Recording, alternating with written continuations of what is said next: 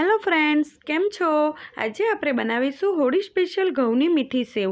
આ સેવ બનાવવી ખૂબ જ સરળ છે અને ફટાફટ બની જાય છે. ટેસ્ટમાં પણ ખૂબ જ સરસ લાગે છે. તો ચાલો ઘઉંની મીઠી સેવની રેસીપી જોઈ લઈએ.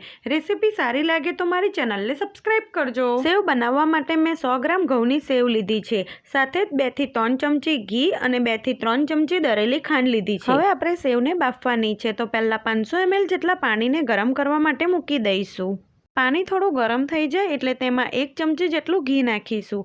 આ રીતે ઘી નાખવાથી સેવ એકદમ સરસ છુટ્ટી બનશે. ઘીની જગ્યાએ તમે તેલ પણ નાખી શકો છો, પણ ઘીનો ટેસ્ટ આ સેવમાં ખૂબ જ સરસ લાગે છે. એક વખત મિક્સ કરી પાણીને ઉકળવા દઈશું. આ રીતે પાણી સરસ ઉકળી જાય પછી તેમાં 100 ગ્રામ ઘઉંની સેવ ઉમેરીશું. આ સેવ તમને સહેલાઈથી માર્કેટમાં મળી જશે.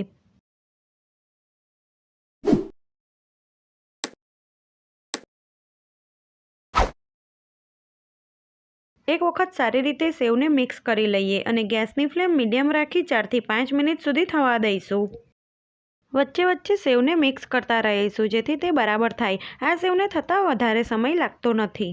4 થી 5 મિનિટ પછી આપણે સેવને ચેક કરી લઈએ.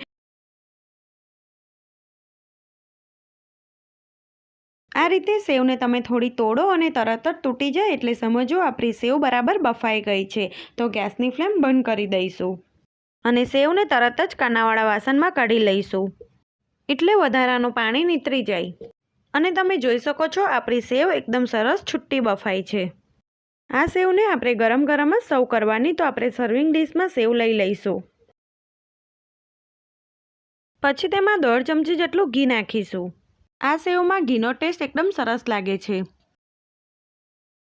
સાથે જ તેમાં 2 ચમચી જેટલી દળેલી ખાંડ ઉમેરીશું. ઘી અને ખાંડનું પ્રમાણ તમારા સ્વાદ પ્રમાણે વધુ ઓછું કરી શકો છો. હવે એક વખત બધું સારી રીતે મિક્સ કરી લઈશું.